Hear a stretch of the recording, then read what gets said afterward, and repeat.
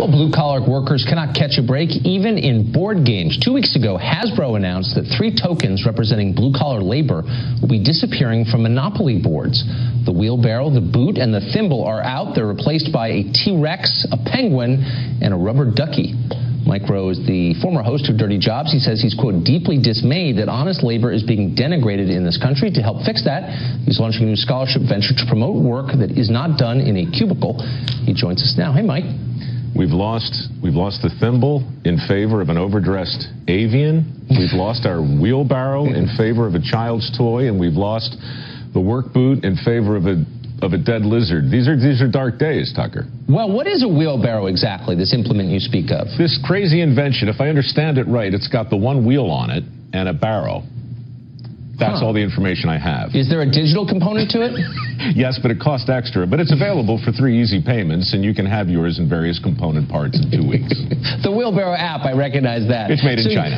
So this is, without question, so this is a metaphor, you're saying, for changing attitudes about work. I'm saying more that, look, the tail can wag the dog. We can talk about it in a lot of different ways, but fundamentally, it's kind of interesting and sometimes instructive to look around and find the ways we've either consciously or subconsciously declared war on work, or at least the traditional notions of work. And this is exactly the kind of thing. I don't know how far you want to look into it, but clearly icons and tokens and metaphors, these are powerful things. That's right. And in a way, I believe it's fair to say we represent and value things in ways that make sense to our brain. And right now, we're into the rubber ducky.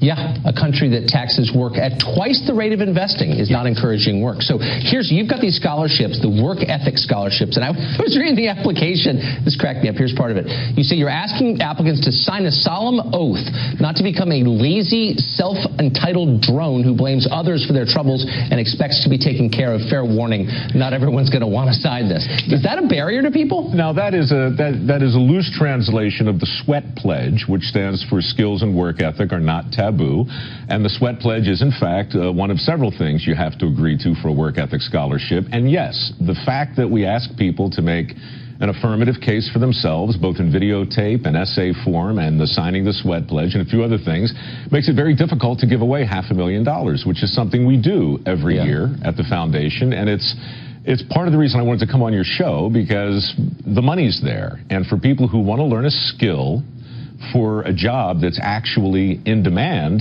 it's something that you should know about it. And we've talked about it before, 5.6 million jobs available right now, most of which don't require a 4-year degree, and for whatever reason, people are not enthused by their existence. We're trying to remedy that. So you've made a living listening to people who don't get a hearing on the coasts.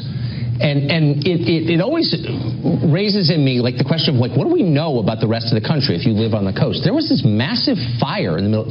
Thousands of square miles of land in Kansas and Oklahoma went up in flames. I didn't see that covered really anywhere. Did you? I didn't either, except on my Facebook page, where about 20,000 people asked me to please post about it.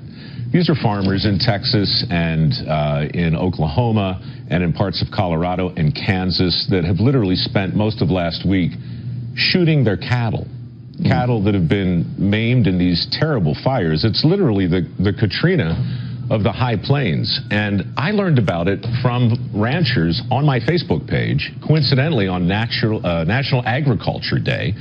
And I posted about it. I just posted an old Paul Harvey used to do a show, as you know, the rest of the story, but he also had a short essay called God Made a Farmer. And I just posted that on the page with a couple paragraphs saying, look, these people, their backs are against the wall right now, and I don't think the country gets it. And that thing was shared 175,000 times. It just makes me think, what aren't we connected to? And I think the answer, once again, is a whole lot of stuff in the middle. Yeah, like a lot of people dying of opioid ODs, and we're not paying any attention at all. You've got a podcast. Is it up already? Where can we find it? So what is it? It's called The Way I Heard It, and I spent most of last year just seeing if anybody cared about short stories written in that Paul Harvey kind of mystery way, and 50 million people have apparently downloaded or viewed the thing. So important people have called and said you should do more. So we're doing more at micro.com/podcast, I guess. God, I just shamelessly plugged that right on your show, dude. I'm sorry. We're putting it on our Facebook page, but just answer the mystery now. Do you go up at the end an octave, as Paul Harvey did? Good day. I do not. I go down an octave because I'm my own man, Tucker. Good day. Right into the bass. That's like Bowser. That's fantastic. Thank Mike you. Rowe, thank you. Thank you for all this. It's great to see you. Anytime.